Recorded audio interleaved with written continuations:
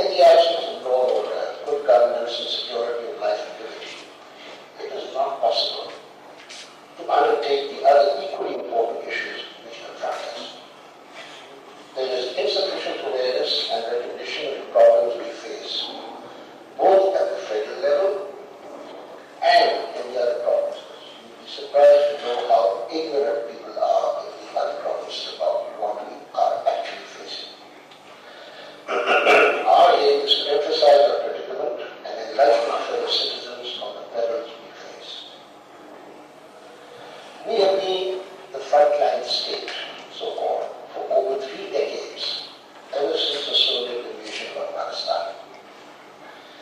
We continue to be burdened by a large influx of refugees, which has adversely affected our law and order, economy, environment, and vastly strained our social services and infrastructure. The detrimental effect of bearing the brunt of additional millions of homeless and destitute foreigners will be difficult to calculate and will require extraordinary efforts to compensate. As aptly stated by one of my colleagues, our needs are greater than our rights. I'll briefly touch on the present situation, which is the main topic of today's meeting. The writ of the government is non-existent in the fire. Swath is on fire, and where our hopes and wishes hinge on the success of the recent agreements, inshallah, I hope to succeed, and we shall see at least one area being settled.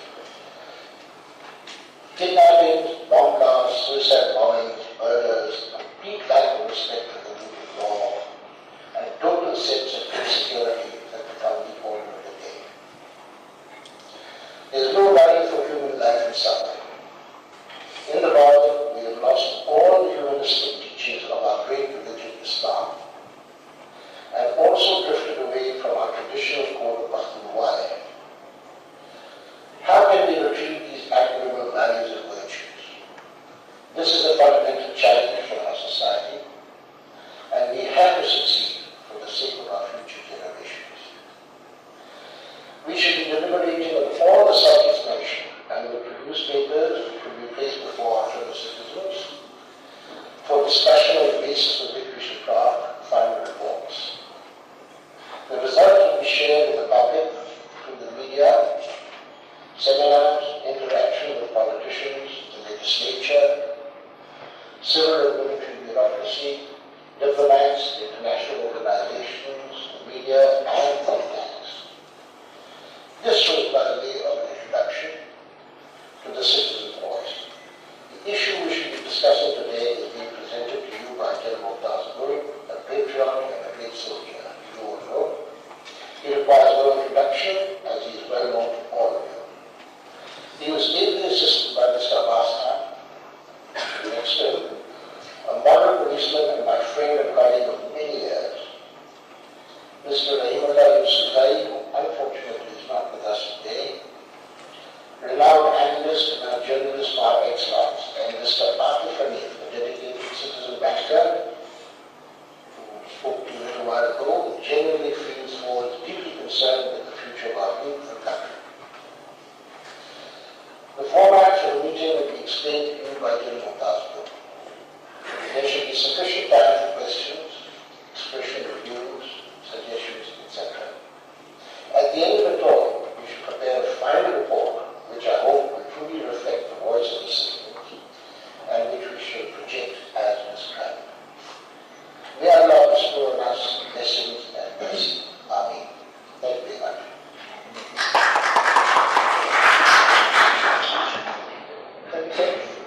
Mr. Umar Khan Afridi has been a distinguished personality in civil service on provincial and federal level, and about 4 decades of services to the country. Now I will request Lieutenant General Mumtaz Gul Sahab, who is heading our committee. University of Peshawar, Dr. Azmat Ayad Khan,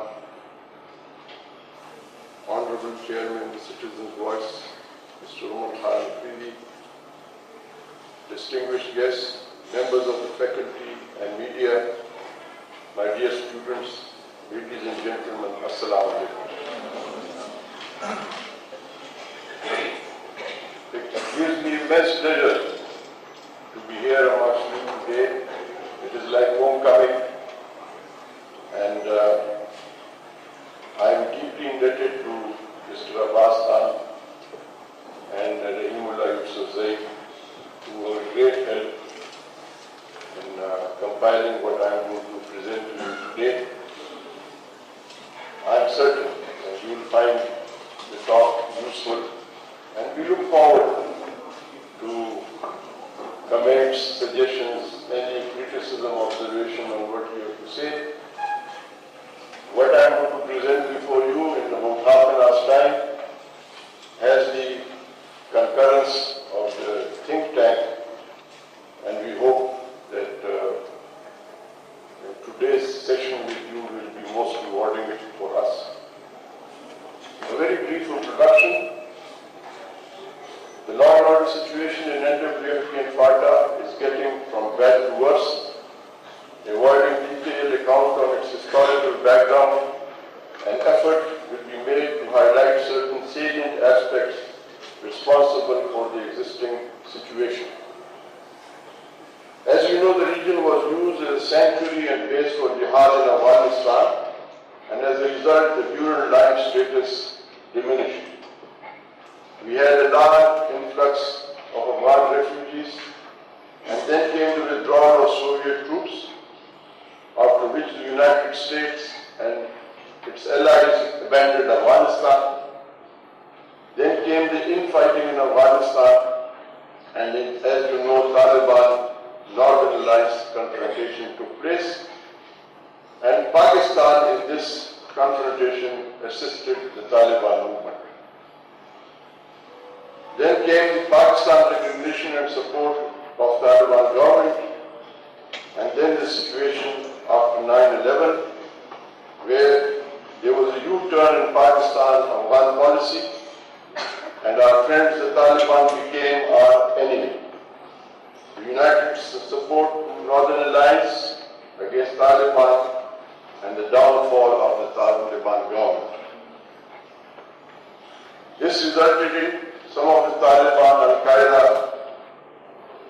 found their safe haven in FATA and NWFP with their supporters.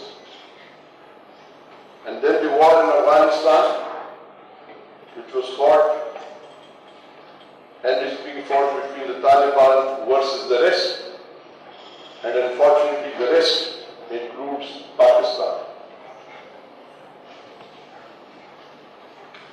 The events that have had serious adverse effects on the law and order situation in FATA and NWFP are being very briefly enumerated. Pakistan Army moved into FATA and onto the Bureau line in support of NATO forces fighting in Afghanistan, mainly to stop cross-border movement of the Mujahideen. And while they were there in the context to do more, the army commenced operations in the tribal areas.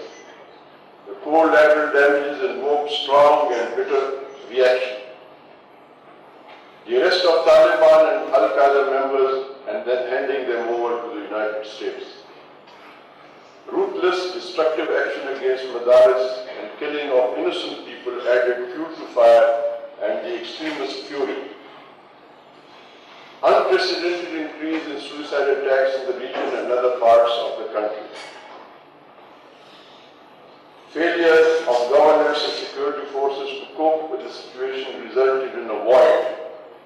The void is being exploited by exploiting intelligence agencies and criminals who have accelerated their activities to the detriment of the worsening law and order situation. I'll now try to briefly identify the problem areas. Pakistan needs to clearly define its national interest in keeping with ground realities. Pakistan is an ally to the American, that is NATO, Indian, and the Northern Alliance nexus against the Taliban. The next